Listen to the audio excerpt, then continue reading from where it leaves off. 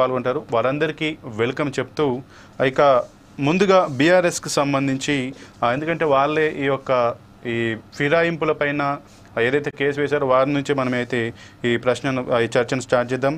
ఇక పార్టీ మారిన ఎమ్మెల్యేల విషయంలో కోర్టు తీర్పు ఎలా ఉంటుందని బీఆర్ఎస్ పార్టీ మారిన ఎమ్మెల్యేల విషయంలో కోర్టు తీర్పు ఎలా ఉంటుందని మీరు భావిస్తున్నారు? దీని గురించి మొదటగా బీజేపీకి సంబంధించి వెంకటరెడ్డి గారు మాట్లాడవలసిందిగా.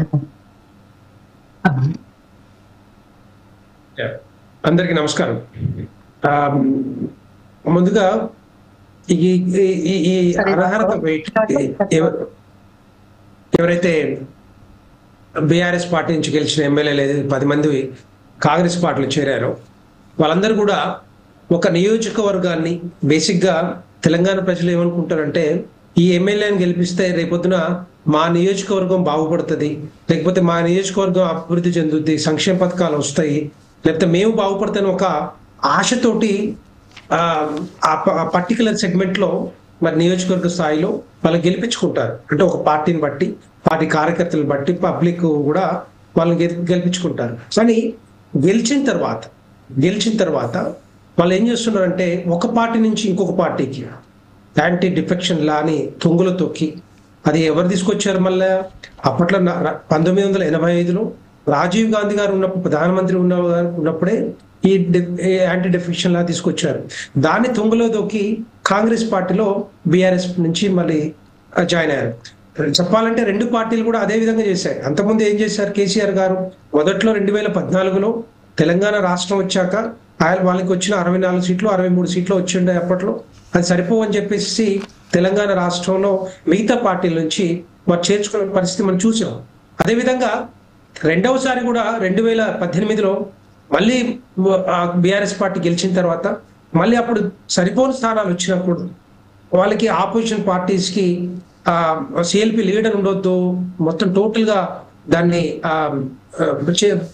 ఎలిమినేట్ చేయాలని ఒక దురుద్దేశం ఏదైతే ఉందో అది అక్కడి నుంచి స్టార్ట్ అయింది. ఇదంతా కూడా బేసిక్గా చెప్పాలంటే అక్కడి నుంచి స్టార్ట్ అయింది. ఎందుకంటే దేనికైనా కూడా ఏ పార్టీలకైనా కూడా అట్లీస్ట్ కొంత ఆ రెస్పెక్ట్ ఇవన్నీ ఉండాలి. కానీ దాన్ని తొంగలో తొక్కి మరి ఆ టైంలో కూడా మరి ఆ సిఎల్పి లేకుండా కాంగ్రెస్ పార్టీని చేశారు బీఆర్ఎస్ పార్టీ అప్పుడు కేసీఆర్ గారు.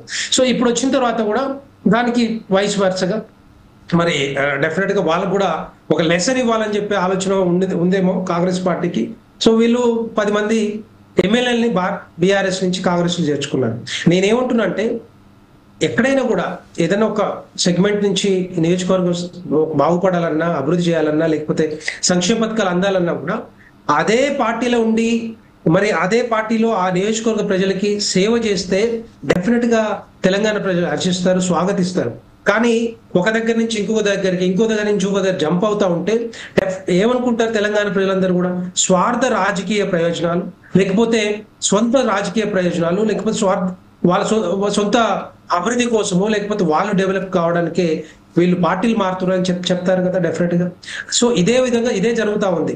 సో ఏదైతే మరి మారిన తర్వాత అసెంబ్లీ స్పీకర్ గారు దాని మీద డెసిషన్ తీసుకోకుండా ఏదైతే తత్సారం చేస్తా ఉన్నారో దాని మీద బీఆర్ఎస్ పార్టీ సుప్రీంకోర్టులో పిటిషన్ వేసింది. సుప్రీంకోర్టు కూడా మరి ఏదైతే అసెంబ్లీ సెక్రటరీ కానీ వారికి సూచించింది అనమాట, ఏంటి నెక్స్ట్ ఏం చేయాలి, సో వాళ్ళ మీద ఏం చేద్దాం అనుకుంటున్నారు, ఏ విధంగా డిస్క్వాలిఫై చేద్దాం అనుకుంటున్నారు, ఈ లాను ఏదైతే యాంటీ డిఫెక్షన్ లా తీసుకొచ్చారో దాన్ని పాటిస్తారా లేదా అనేది ఇప్పుడు క్వశ్చన్ మార్క్. సో నెక్స్ట్ ఏం జరగబోతుంది అనేది క్వశ్చన్ మార్క్. డెఫినెట్ గా ఇలాంటి వాళ్ళకి మీద ఒక్కసారి చర్యలు తీసుకుంటే, డిస్క్వాలిఫై చేస్తే తెలంగాణ రాష్ట్రంలో ఇంకొకసారి ఒక పార్టీ నుంచి ఇంకొక పార్టీకి చేర్చుకోవడానికి భయపడతారు, వెళ్ళడానికి కూడా భయపడతారు, మారడానికి కూడా ఆ ఎమ్మెల్యేలు భయపడతారు. ఎందుకు చెప్తున్నానంటే డెఫినెట్ గా తెలంగాణ ప్రజలకి బాధ్యత వహించాల్సింది ఇదే ఎమ్మెల్యేలు. ఇదే ఎమ్మెల్యేలు మళ్ళీ రేపొద్దున మళ్ళీ పోటీ చేస్తారు, ఏదో ఒక పార్టీ నుంచి పోటీ చేస్తారు. వాళ్ళని ఓడిస్తే రేపొద్దున మళ్ళీ ఇలాంటి పార్టీ మారడం కానీ లేకపోతే వేరే దగ్గరికి పోవడం కానీ జరగవు.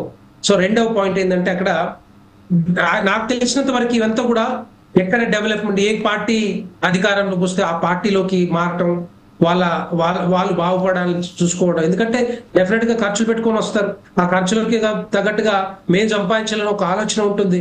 సో ఆలోచన తగ్గట్టుగానే పార్టీ మారడం ఇవన్నీ కూడా జరుగుతూ ఉన్నాయి. సో దీని మీద డెఫినెట్ గా సుప్రీంకోర్టు మరి డెసిషన్ తీసుకోవాలి, డిస్క్వాలిఫై చేయాలి. ఇలాంటి పార్టీల నుండి ఎవరైతే పోటీ చేస్తారో వాళ్ళని దూరం పెట్టాల్సిందిగా తెలంగాణ ప్రజలు కోరుతా ఉన్నాను.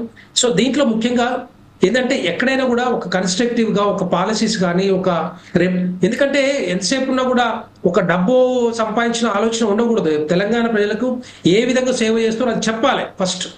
అది చెప్పకుండా ఇష్టం వచ్చినట్టుగా పార్టీలు మారటం, వాళ్ళ సొంత ఆస్తులు పెంచుకోవడం అనేది కరెక్ట్ కాదు. ఏ పార్టీలో అయినా చెప్తున్నాను నేను, ఇది ఒక పార్టీ కాదు, ఏ పార్టీలో అయినా కూడా దాన్ని మానుకోవాల్సిందిగా కోరుతా ఉన్నాను. Okay right. ఇక పవన్